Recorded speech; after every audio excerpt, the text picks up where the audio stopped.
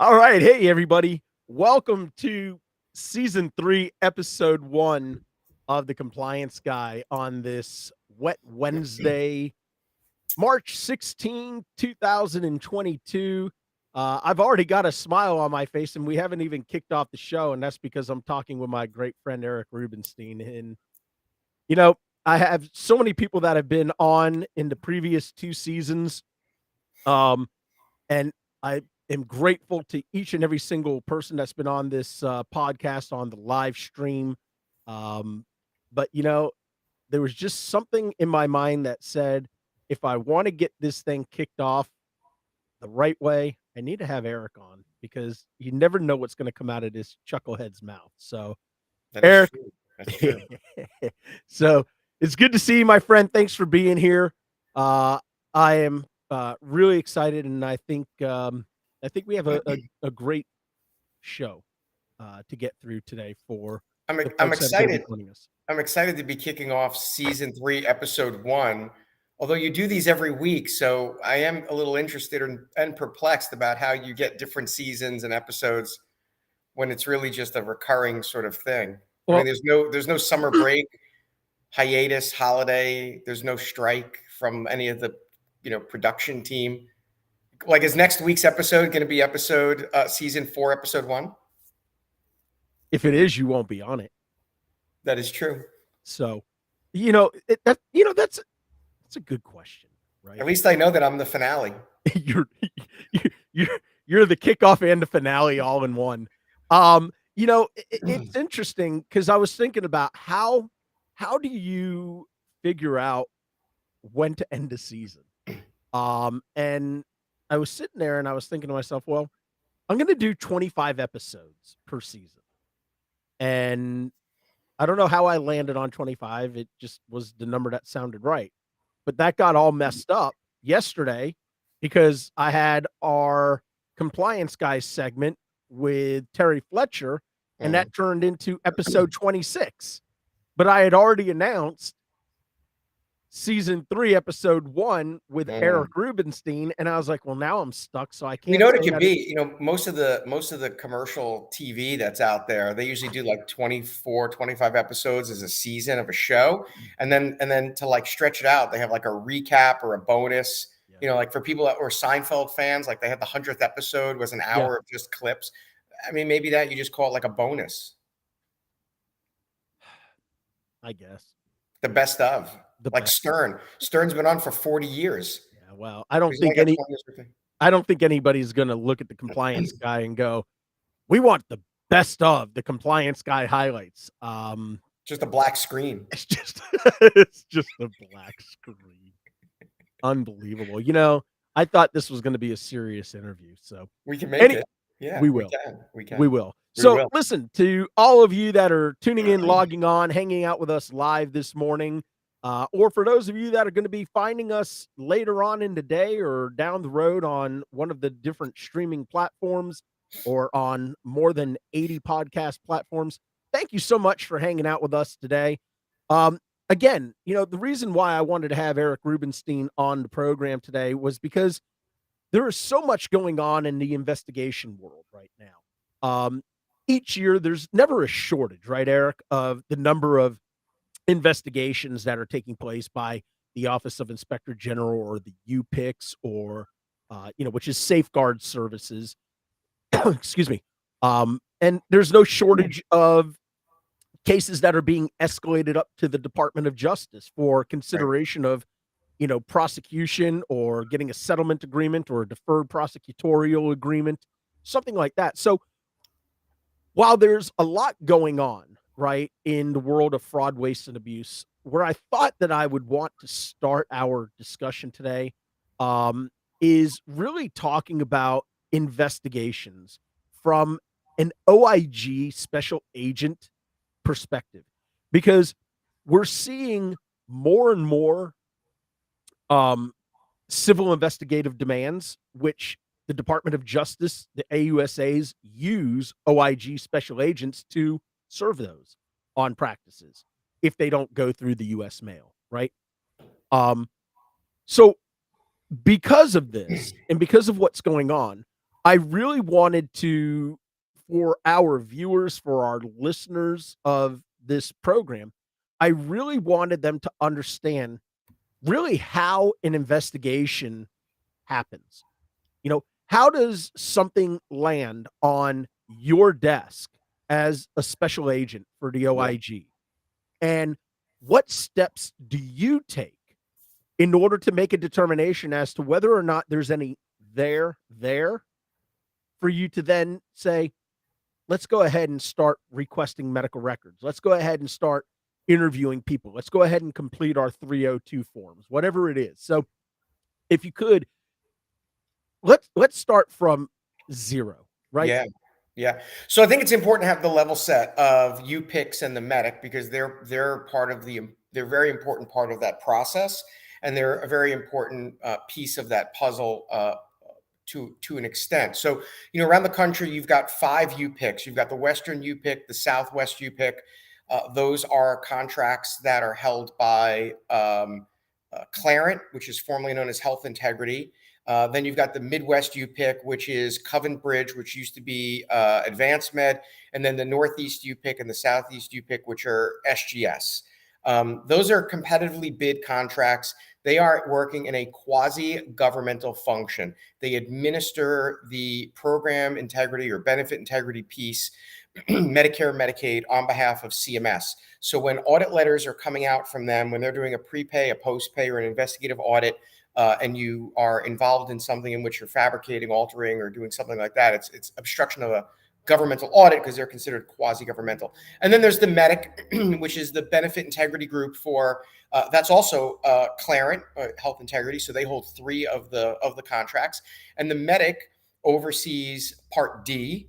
So prescription drug benefits, they deal directly with the PDEs, prescription drug events, and Medicare Advantage, Part C.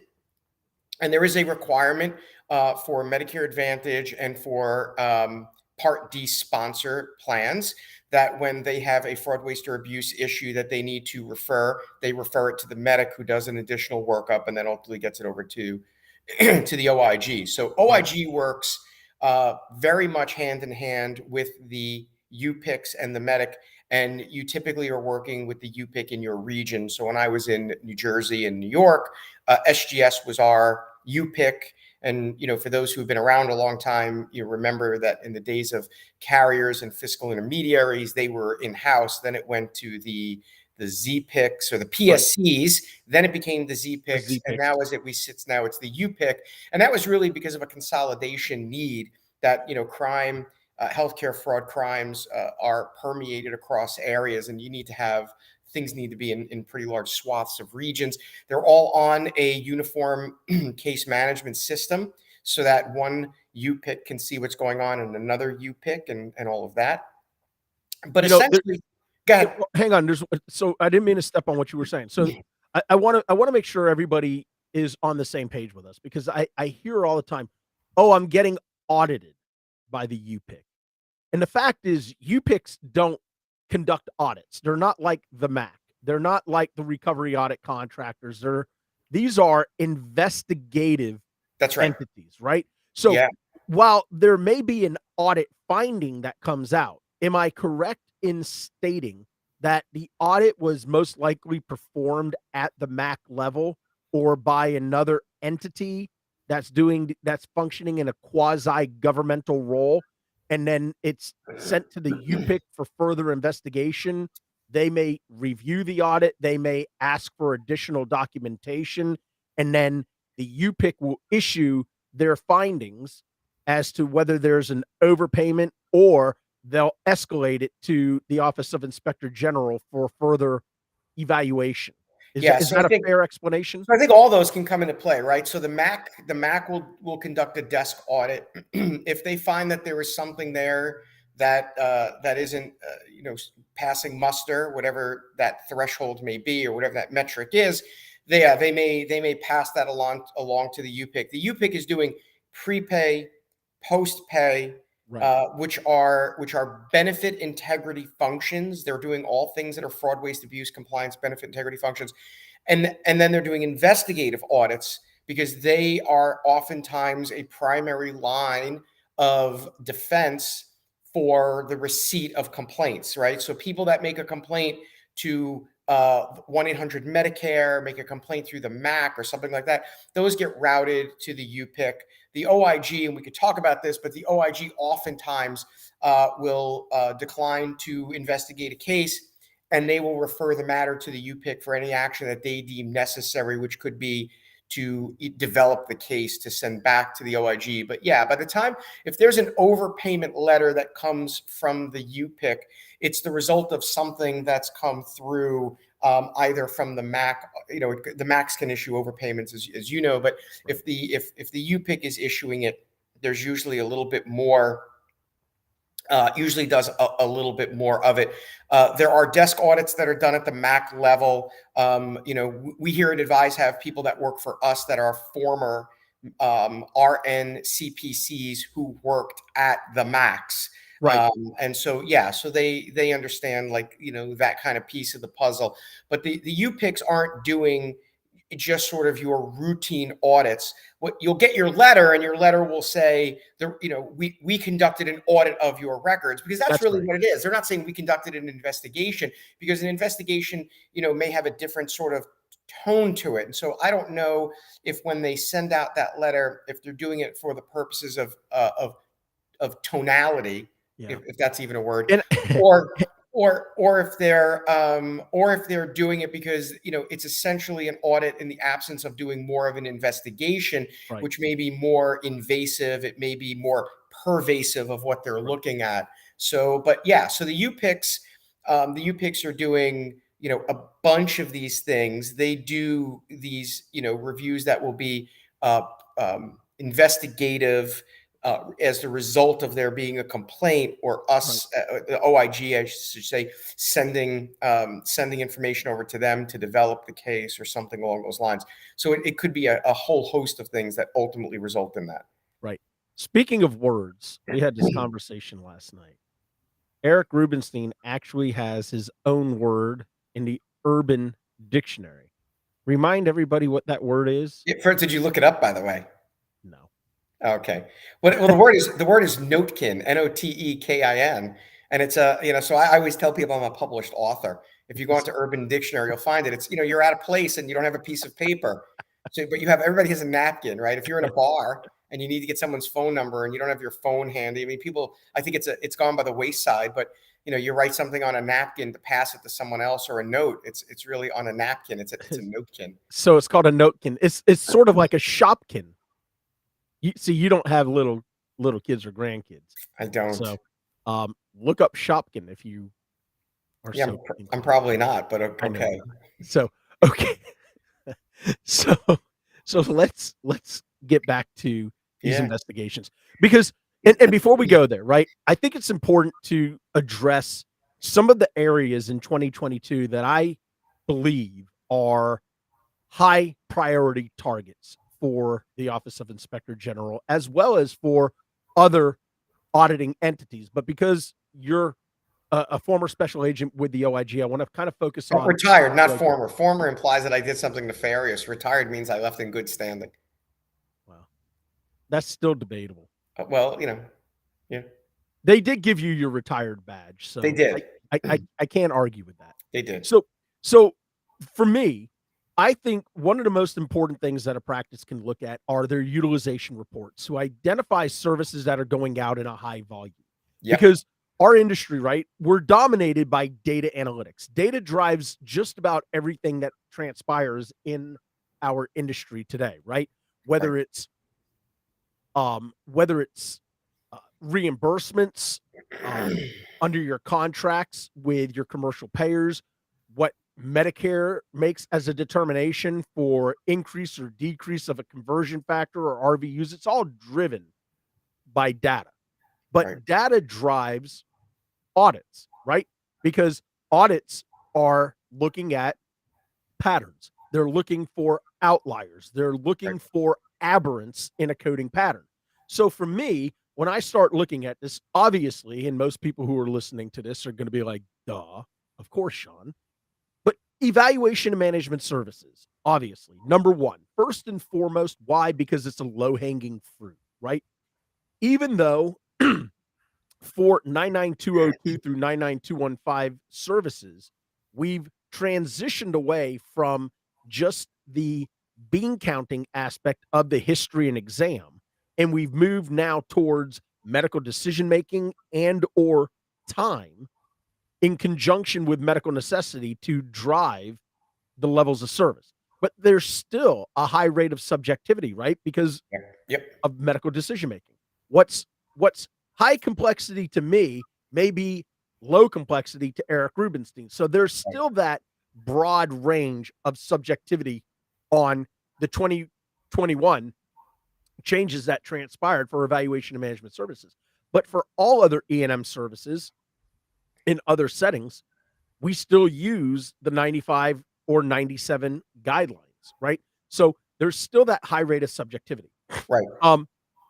Other services, infusion services, whether you're in oncology and it's chemotherapy and piggybacks that are going along with that, or it's rheumatology for Remicade. Remicade is one of the hottest audit targets for the Office of Inspector General. Why? Because it's a high volume drug, but it's a very expensive drug. Yeah. And there's been when Remicade, when Remicade first came out, I worked on a case that involved Remicade, and there were some allegations because it is an expensive drug, and it's covered as a Part B, as in boy benefit. That's right, because you're doing it in the doctor's office. And so if you're going to do something that's an infusion in an office setting, there's a startup cost, there's a maintenance cost, right? You need to have chairs to put people in to sit comfortably. If it needs to be refrigerated, you need to have the refrigeration equipment. You need to have you got to have a room with TV, and now and today they have to have people are sitting there for hours, right? They need to be in a comfortable place. Your office needs to be configured in such a way to be able to do that. So there's a cost for that. And one of the issues with some of these infusion drugs is, well, number one, if you're just talking about billing the J code for some infusion drug, but really doing like a vitamin B12 or something like that, that's the fraud. That's where a lot of that fraud is. You're giving people like some homeopathic related thing versus giving them what that actual drug is.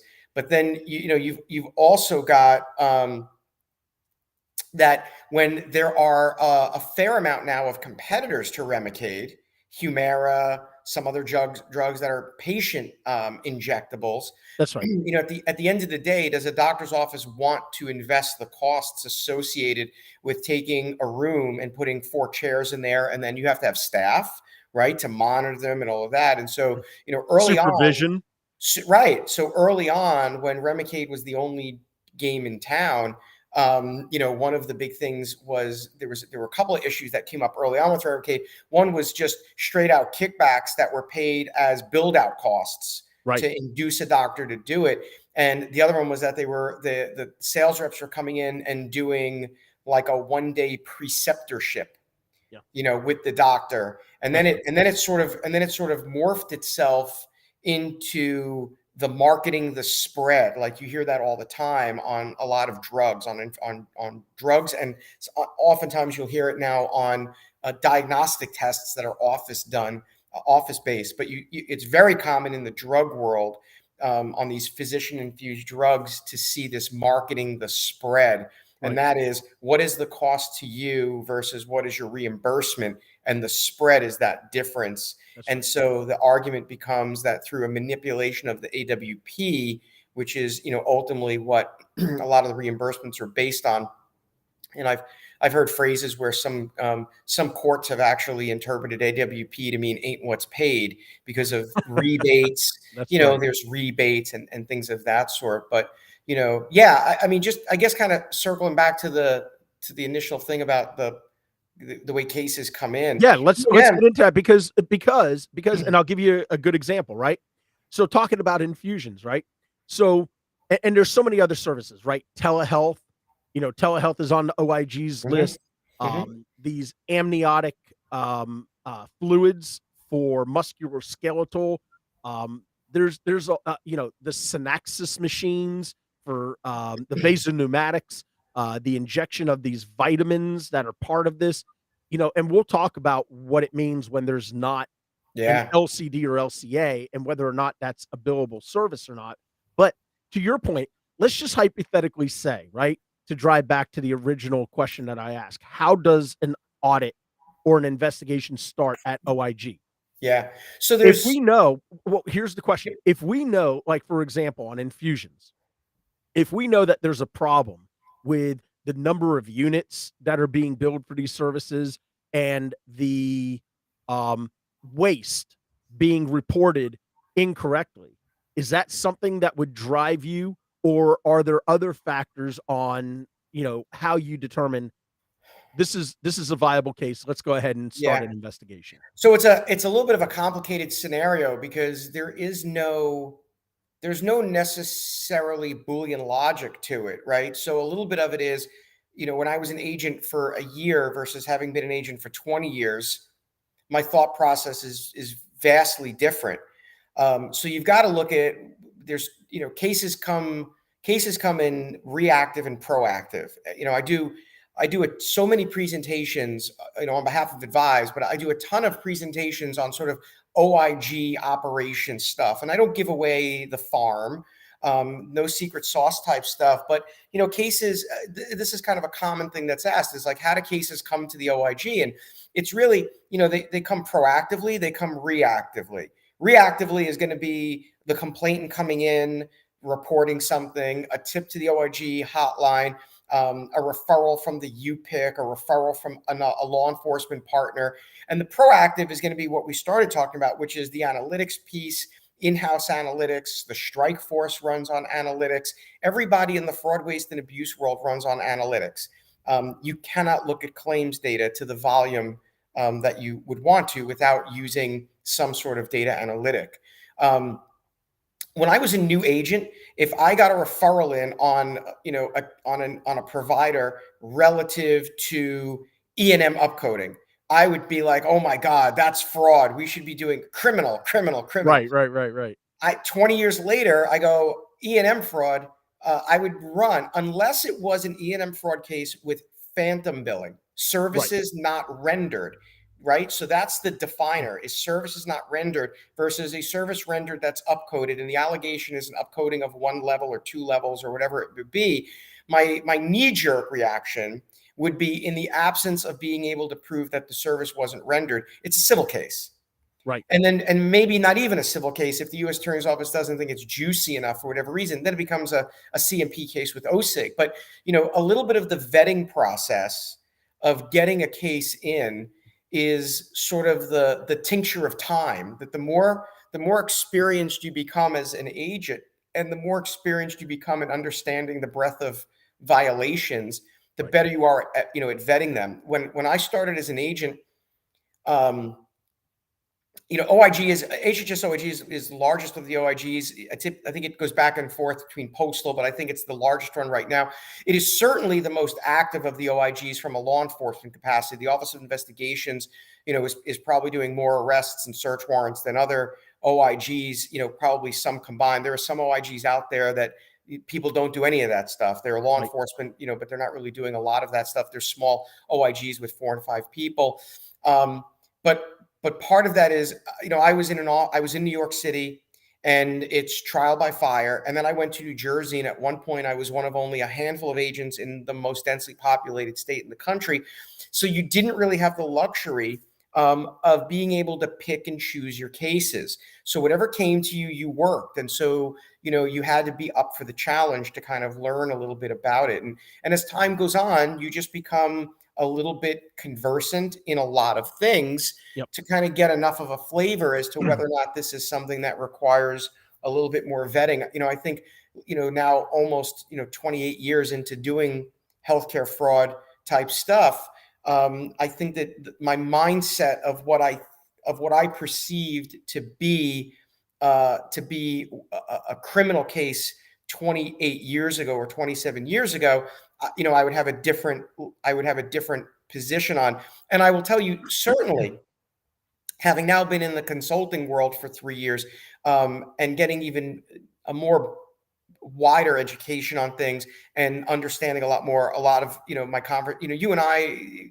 we speak probably 4 or 5 times a week. I Absolutely. always say that you always know that someone's an actual friend when you talk to them on the weekends. On the weekends. That's right. That's right. Right. So, but when I have conversations with people that are really the industry knowledge base, it broadens, and then it makes you think even more like, wow, is this even something that somebody should be treating as something other than an overpayment or Yeah. what have you? But part of the vetting process is going to be, where did the allegation come from? Did the allegation come from an internal analytics of data that the OIG did?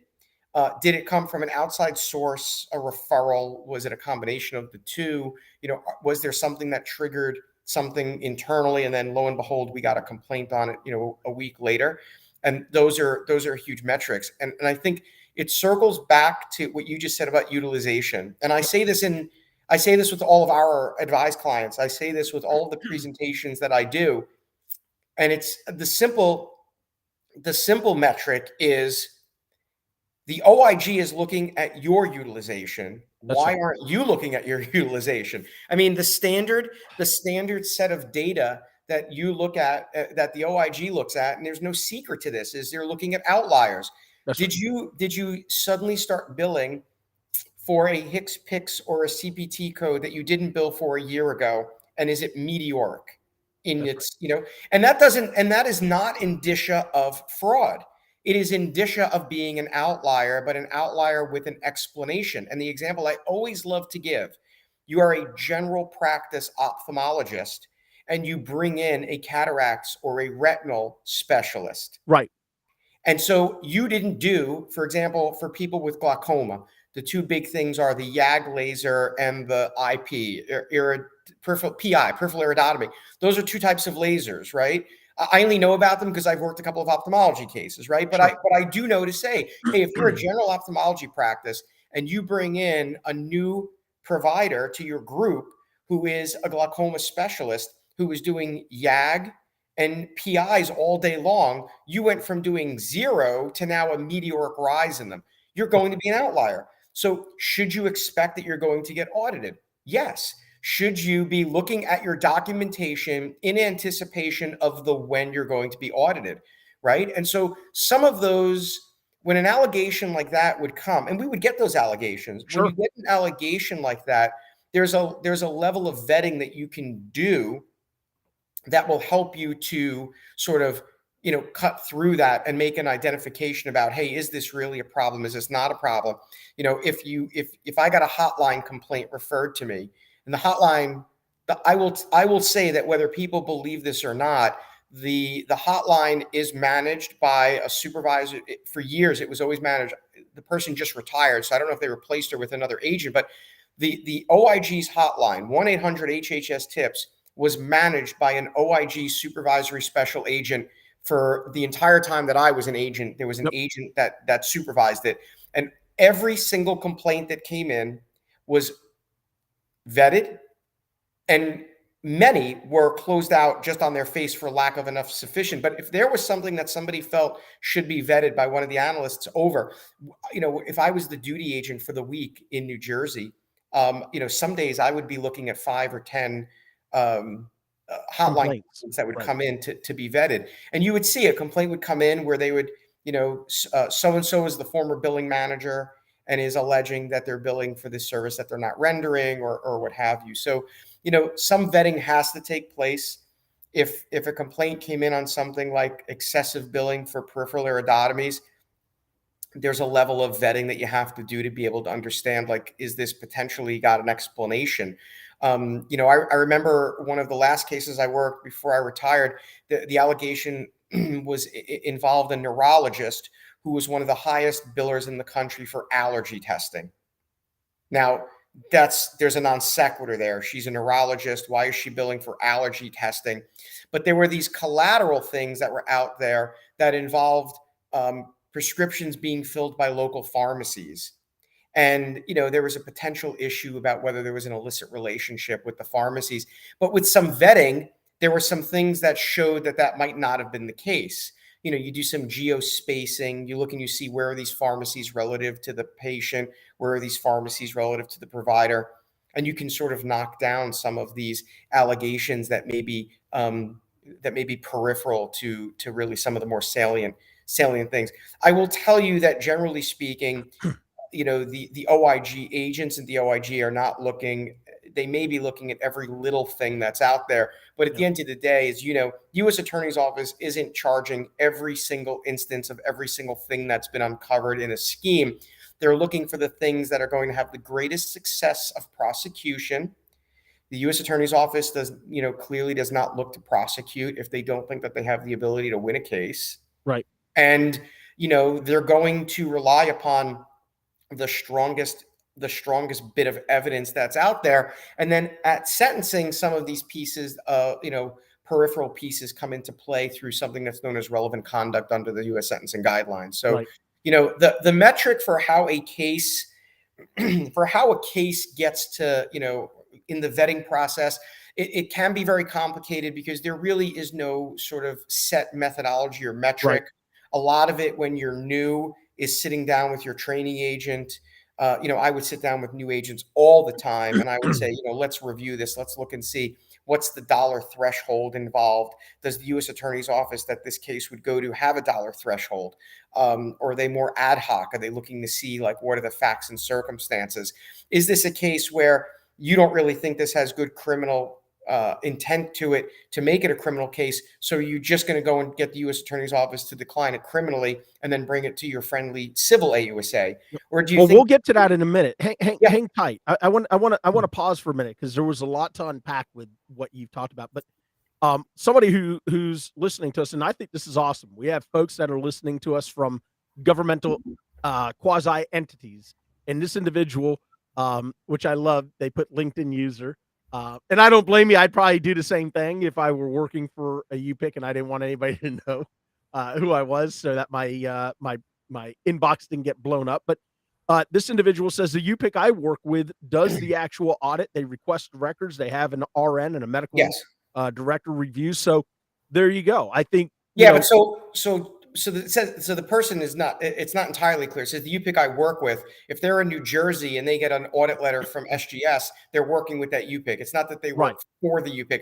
But yes, so the UPICs have a medical director because if you remember that at the end of the day, the UPICs are intrinsically involved with LCDs and LCAs because at the end of the day, the audit that's being done, we'll call it an investigative audit, but generally people will say, oh, I got a request for records, so it's an audit. And there's CPCs, so there are just coder auditors. There are RN CPCs who are doing clinical documentation audits to see if they meet the medical necessity guidelines that are there.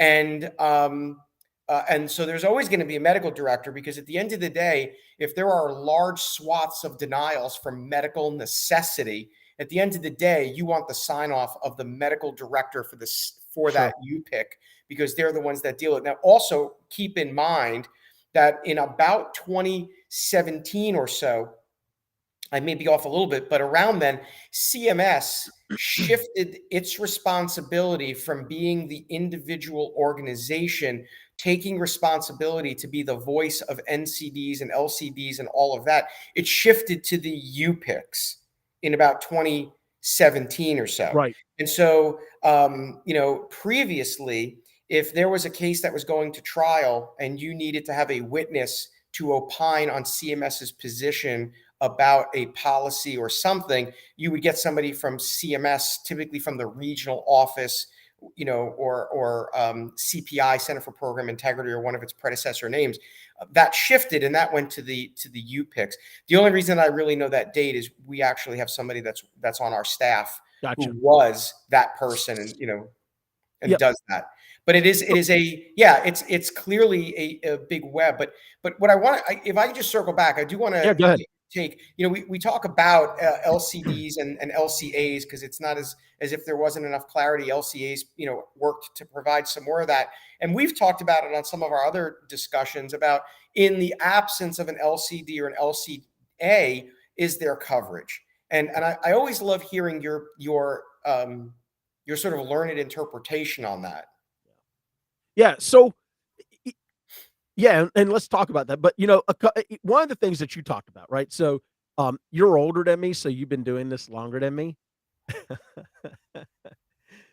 But 27 years that I've been doing this kind of work, and I've been doing investigative work. I've been, doing litigation, defense service work now for 20 plus years of my 27 years in healthcare.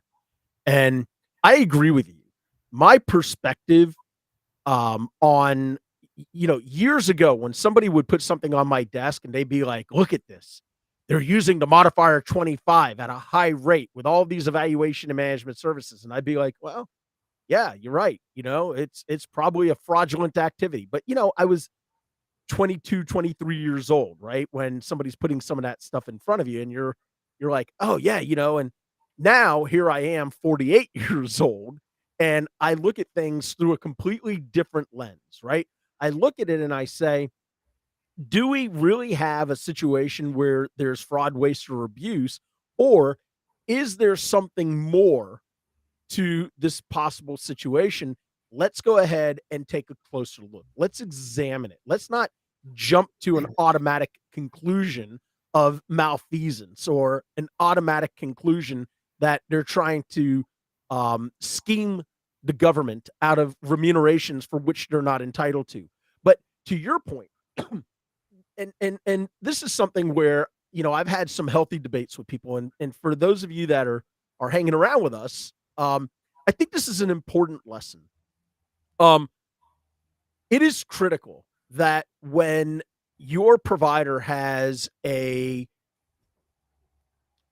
rep coming from a drug manufacturer, or they're coming from a device manufacturer, and they put this new revolutionary treatment that's going to change the face of medicine in front of you, but it's FDA certified, not FDA approved. Cleared. It's FDA cleared. Thank Yep. you so much. Okay. FDA cleared. We have a significant problem. Okay. Because in a lot of cases, and and all you have to do is take a look at how the government is now enforcing, these drug manufacturing companies now to be able to, get it to the FDA approved level. But, what Eric was talking about is this. In the absence of an LCD, LCA, or NCD, that does not mean that you have the green light to go and start billing for all of this stuff. What it basically means is that your MAC has not created an edit in their system to be able to catch the billing of these services. And a prime example of that is now if you take a look with the amniotic fluids. I had people that were coming out and saying to me, Sean, no, you're wrong. Chapter 3 of the Medicare Program Integrity Manual says if there's no LCD, then it reverts to medical necessity. You're right, it does. Except you have to look at the exceptions. And the very first exception says it cannot be experimental or investigational. And unfortunately, a lot of these things that came out in the amniotic fluid world, the first thing that it said was that these are right. What? The FDA has it right. And CMS will opine and say this is considered investigational or experimental. If you look at a lot of things that CMS puts out on non-coverage or similar things, even the FDA, a lot of that language will say this is considered an experimental treatment, an investigational treatment. Now there are some instances where CMS will pay for an investigative or experimental treatment, and the big caveat is clinical studies. That's right. That's the only, there might be other, that's the one that stands out to me as being the one. And CMS will put out guidance that they will reimburse for this clinical study because they feel that there's there's some medical, direction there to pay for it. Well, I want to take it to the next step. So you and I share some mutual friends, right? Former prosecutors. One that comes to mind is Riz Dagley, who's now with Brock Eichler. And Riz was a former prosecutor in New Jersey. You worked with Riz on several cases, right? So the question that I have for you, that I think a lot of the listeners are wondering is, okay, you've conducted your investigation. At what point do you escalate it to the Department of Justice or to Sure. the AUSA in that Yeah. in that state or in that region? So Riz was with the Medicaid Fraud Control Unit, and That's right. many states have a little bit of a different environment. So in many states, and New Jersey, I'll talk about New Jersey and New York because I work both of those places. They're similar. Their prosecutors are strictly healthcare prosecutors. Their detectives or investigators and their auditors are all embedded in the same place, and it's usually a team. It's an investigator, it's a detective, or whatever they call them, and then the prosecutor. New York State, very similar. Um, for us, our prosecutors were the assistant U.S. attorneys in the district in which you were working. We didn't have auditors. The auditors were from Office of Audit Services. If we needed an auditor, that was a separate group. If we needed audit support, it would sometimes come from the U.S. Attorney's Office and the like. That's changed a little bit, the OIG. There are now some financial analysts, investigative auditors that have come on. Right around the time I was retiring a couple of years ago, they brought on some people that are doing it. But it's a great question. The question really is, when do you bring your matter to the prosecutor's office? Now, in the Riz world of Mafuku, those people are working from day one together. And in most of the Mafukus, in many of the Mafukus that I've worked with, the prosecutor is the driver of the case and is sort of dictating how it's going to go. With us, the investigator is doing their thing and doing as much of the investigation as you can do before you have to go to the prosecutor for anything. And typically that instance is when you need some help from a prosecutor for something, which is typically a subpoena. So every agent kind of had their own flavor for doing things, and every agent has their own relationships. Probably in the height of my career, I spent about 8 years in a cubicle at the U.S. Attorney's Office in Newark. The office I was in closed in North Jersey, and they said, work where you feel you need to work. And I was doing a lot of work in the District of New Jersey at that point, and they gave Right. me a cube, and I sat for 8 years out there. And so I had the luxury of knowing who the prosecutors were in the unit. And I had 2 or 3 prosecutors that I enjoyed working with, preferred working with. And so whenever I had a case, I would go to them. They were my go-to people. It wasn't a unit that was strictly healthcare, but there were prosecutors that focused on healthcare more than others. And so I would spend my time there, and you get very close to those people, and you kind of know what they're looking for, you know what they're asking for. And so I would go to a prosecutor at the U.S. Attorney's Office when I felt like I was at the point where I needed to get a subpoena for something. And that would typically be when I would sit down and say, look, this is my case. This is what I think it is. This is where I'd like to go. This is what I need for a subpoena or subpoenas. And this is, where I think we should be heading. And then we would have that conversation about, should these be a grand jury subpoena? Should this be a HIPAA subpoena? What should this be? And you're Right. typically making your pitch to a criminal prosecutor first, because even if you take a case civilly, you want to get the criminal prosecutor to decline it. In today's climate, the criminal division will usually not decline a case. They'll just bring a civil prosecutor in and work what they call parallel proceedings. If you're going to work something that you want to bring strictly as a civil monetary penalties law case, there is a requirement under CMPL that in order to file essentially the civil demand letter, which is the functional equivalent of a civil complaint, in order to do that, you have to have a declination from DOJ. If an individual chooses to just settle with you and the demand letter doesn't have to be issued, then you don't need that declination. But I worked for probably 10 years with the same OSIG lawyer.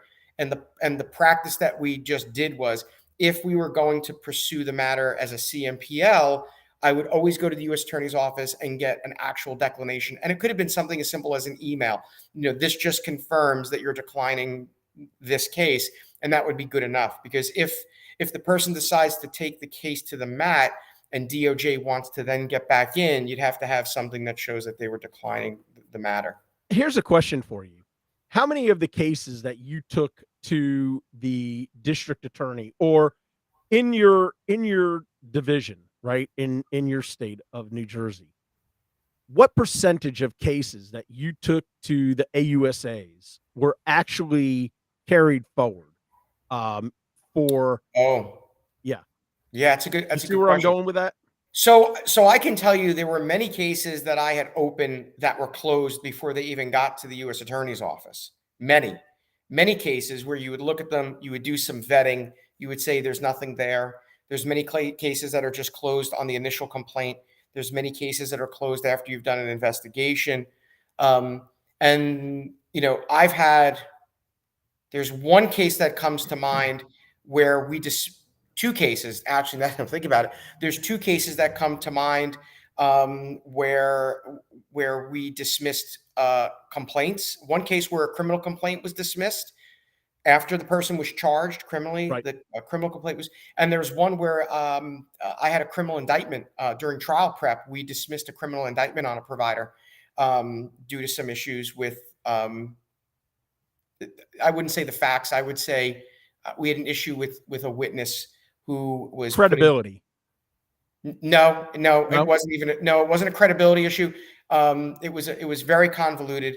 It was a DME case, Okay. and the prosecutor essentially pigeonholed the expert witness into providing an answer in which the answer to the question was directly contradictory to what the facts were, but the questions were pigeonholed so much and then obviously then you've now created a situation where you've created a potential of an exculpatory for this witness. Right. But the broader question of how, cases that were presented to the U.S. Attorney's Office where we did work on them and then closed Right. them out, I don't know what that number is, but it's there's certainly a percentage of those because in my career I worked. I don't think it'd be unreasonable to say over my 22 years, thousands of complaints and thousands of investigations. I think at some points in my career I was probably averaging 15 or 20 convictions, statistical accomplishments a year at some point.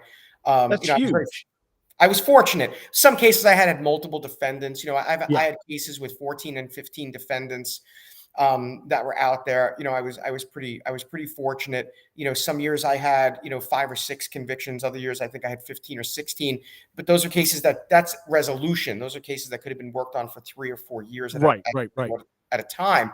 But it always keeping in mind that the U.S. Attorney's Office does not do a Hail Mary. They really do not charge for things that they do not feel they have a very high percentage of winning. Yeah. You cannot take into account, obviously, how a jury is going to act, but you can certainly take into consideration things like jury appeal. Does this case have a jury appeal? Like, for example, an E&M case with upcoding has a, maybe not so great of a jury appeal versus phantom billing, where you can bring patients in and say, no, I wasn't there. And I was on a vacation with my family in Hawaii. And Or the Elizabeth Holmes case. Yeah. Thanos. Right. Yeah. So jury appeal is a factor that will always be it's a piece of the puzzle, right? Well, one of the things that I've noticed, Eric, is especially over the last several years, and as the DOJ and AUSAs have younger folks coming in, and I'm not going to say inexperienced, but younger folks coming in.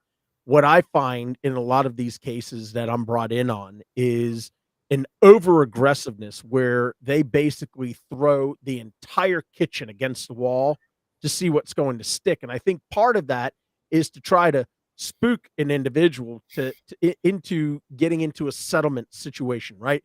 Because if you hear that they're potentially going to indict you on 22 counts, you're probably going to be more willing to come to the table and negotiate something down, unless you just believe that what they have is a bunch of nonsense. Yeah, right? but keep in mind that each submission of a fraudulent claim is a count. It is. right? And so 22 counts could be 22 instances over the course of 22 days. That's And right. always keep in mind that from a prosecution victory perspective, and the way the sentencing guidelines work Right. is that one count of conviction out of 22, the relevant conduct piece of the US sentencing guidelines are still going to be able to get your loss amounts in there.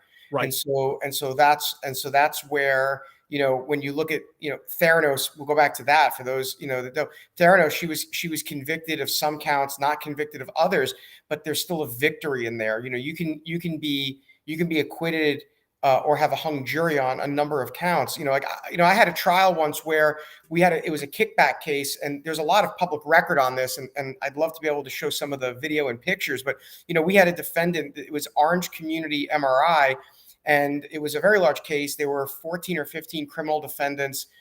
We had a couple of civil CMP cases. At the end it was about 17 or 18 people. But we had a defendant that went on trial where we had video of 2 instances of the defendant taking the actual kick. All of our defendants, we had video Right. of them taking the money.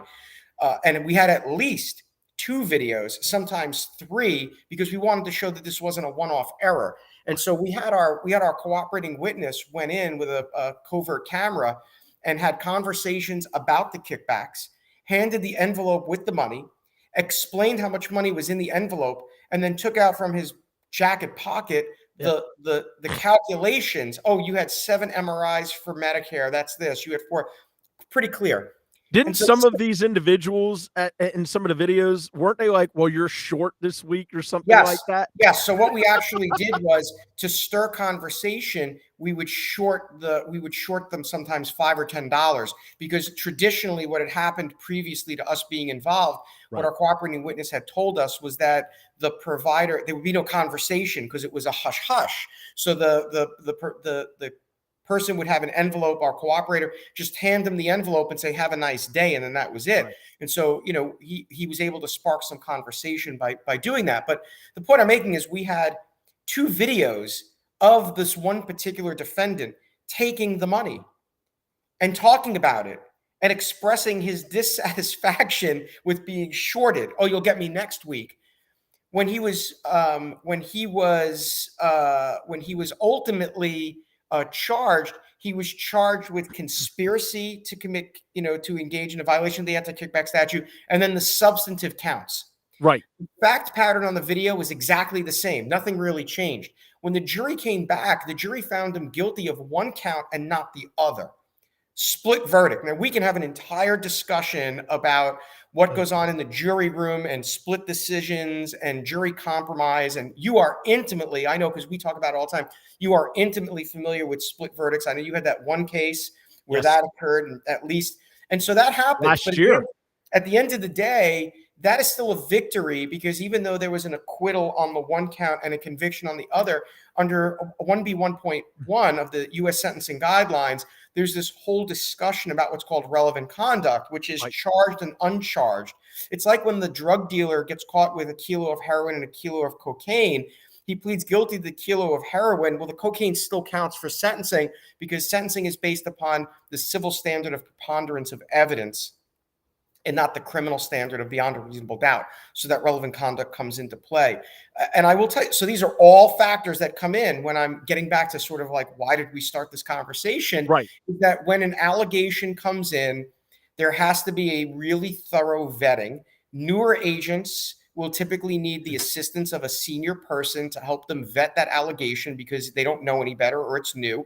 Or honestly, as a seasoned agent, if it was on an allegation on a medical thing or an issue that I just wasn't conversant in, I might have to go to one of my coworkers who may have been really good at doing, we had a guy in our office who was really good at labs. He was the case agent for biodiagnostic labs, the main guy for BLS, which was the biggest kickback case at the time.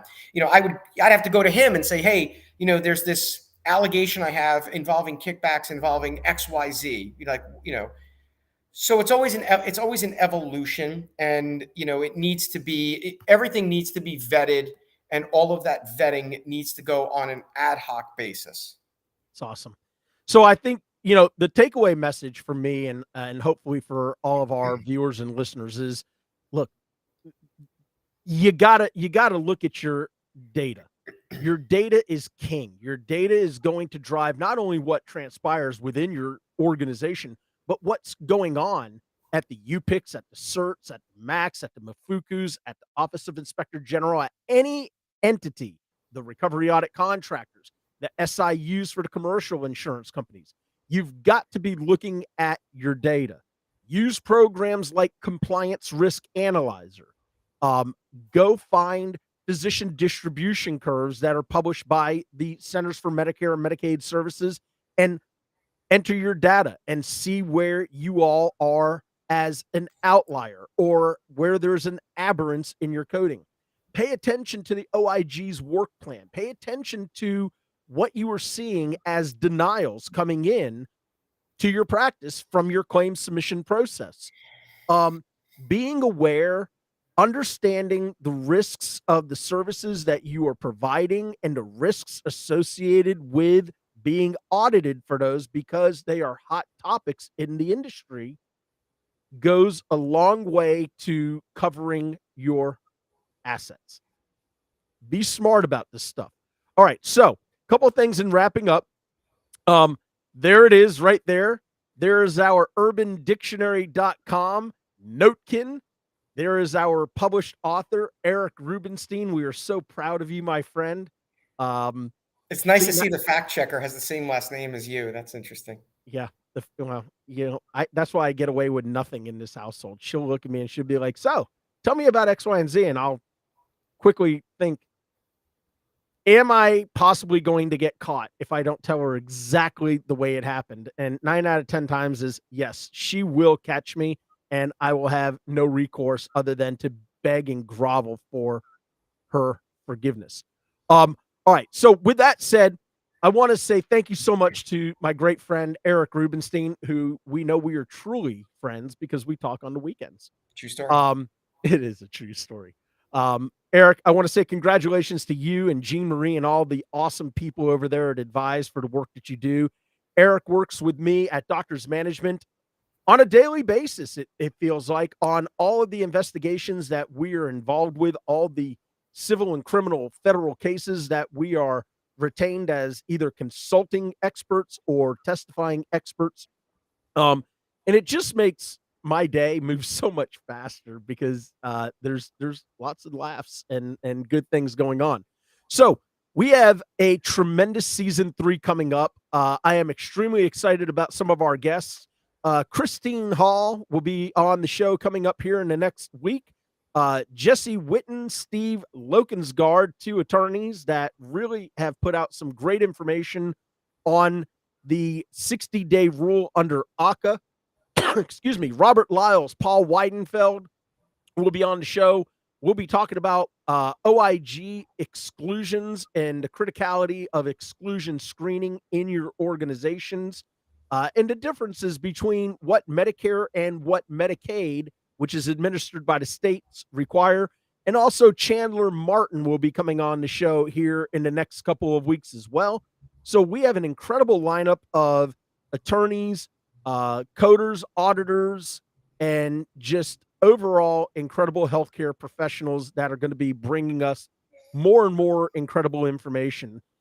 Again, to each and every single one of you that are logging on, tuning in, and just hanging out with us today on the Compliance Guy Live, I want to say thank you so much for taking time out of your busy schedule and for doing that. Again, I just saw somebody said you got to have Ron Chapman back on. Ron was just on a couple of weeks ago. We talked about his book, which I actually still have here. And it's Fight the Feds, Unraveling Federal Criminal Investigations. Can you believe I read that upside down and on the monitor? Is my copy lost in the mail? Dude, I had to buy my copy, okay? All right, well, ladies and gentlemen, that's enough for us today. We're out of here. And until next time, remember, be good to yourself, but more importantly, be good to each other.